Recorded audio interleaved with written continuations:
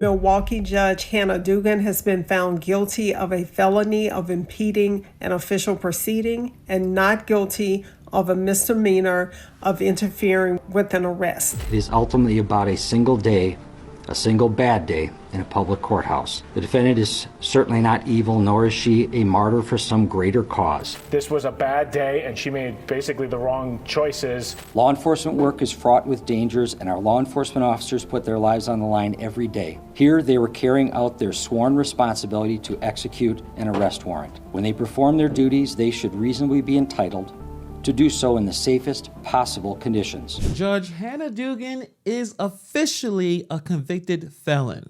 No more accused or just charged. No more allegedly convicted. He meets his attorney in the hallway and walks towards Circuit Court Judge Hannah Dugan's courtroom. Along the way, he passes plainclothes federal agents who are sitting on a bench. They are there to detain him. After Flores Ruiz walks by, the agents turn to each other and appear to confirm his identity amongst themselves. But a few moments later, Judge Dugan and another judge approach the agents sitting on the bench. A criminal complaint against Dugan later said she was alerted to their presence by a court official. That complaint says during this interaction, Dugan and the agents disagreed over the type of warrant they had to arrest Flores Ruiz. According to the complaint, Dugan ordered the agents to go to the chief judge's office. Video shows her pointing them through a double door. She then turns back to speak with other agents further down the hall and orders them through the doors as well. Shortly after that, with the agents gone from the hallway, Eduardo Flores Ruiz and his attorney exit into the hallway through a different door. As they walk down the hall toward the elevators, they pass another plainclothes federal agent. Neither they nor Judge Dugan seem to have noticed at the time. That agent motions to another to follow Flores Ruiz. Security video shows Flores Ruiz exiting through a basement exit. Upstairs on the 6th floor, the other agents have left the chief judge's office and worked their way downstairs. Flores Ruiz left the building onto 9th Street. Videos of the street shows the agents catching up to him. Flores Ruiz runs across 10th Street while trying to get away, but the agents catch him and arrest him. And we're going to dive into the details of how the jury got there. I think it was the right decision. I'm surprised it took just a couple of hours, but we're going to get into exactly what the conviction means and what's the future for Judge Hannah Dugan. Let's get into it. So the jury came back with what is called a split verdict: not guilty on the misdemeanor count, guilty on the felony count, and obviously the felony is the big one. The charge was obstructing or impeding a federal proceeding. That conviction carries up to 5 years in prison. Judge Edelman then quickly reads the verdict. Count 1, the misdemeanor, not guilty. That was the first thing that Judge Hannah Dugan heard. Wow. And then count 2, the felony, guilty. She stood there stoic, no response to the verdict. As that came in, the jury was in the gallery. Judge Edelman essentially said, "Is that it?" And the jury said yes. This was a statement conviction. The jury is saying the government proved its case beyond a reasonable doubt on a judge. They deliberated over 6 hours. I thought they were going to probably carry this over until next week, but they were able to get it done now. And they did ask a lot of detailed questions. They asked about the ICE arrest procedures. They also went into whether Judge Dugan needed to know the defendant's identity. And they also talked about the intent applied to each charge. They were separating the charges carefully. So when it came to the felony charge, they agreed. So why did the felony charge struck? The misdemeanor charge required proof that Judge Dugan intentionally concealed someone to prevent arrest. The felony charge focused on interference. Did her actions delay, disrupt, or obstruct a lawful federal arrest? The jury said yes. According to prosecutors, federal agents were redirected. The arrest was delayed. The defendant exited through a non-public area. He fled outside the courthouse, and a foot chase followed. That's obstruction. It's not about politics or about opinions.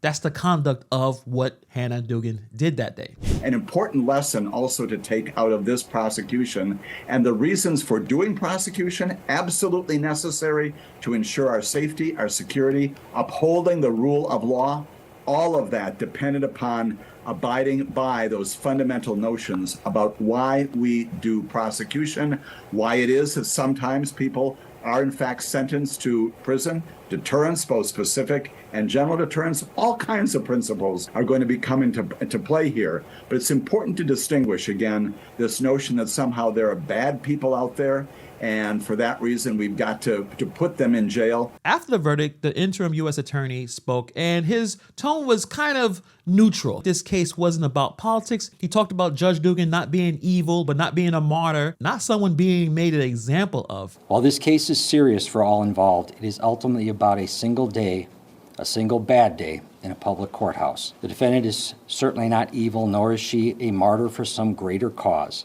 It was a criminal case like many that make their way through this courthouse every day, and we all must accept the verdict peacefully. Experience and common sense, as well as the evidence presented in this case, demonstrate that the safest place to execute an arrest warrant is within a public area of a courthouse. He explained a very obvious point. A courthouse is the safest place to execute an arrest warrant.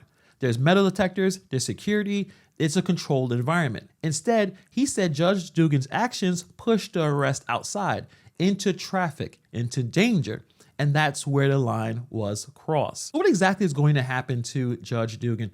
Will she serve some jail time? That's the question everyone is asking.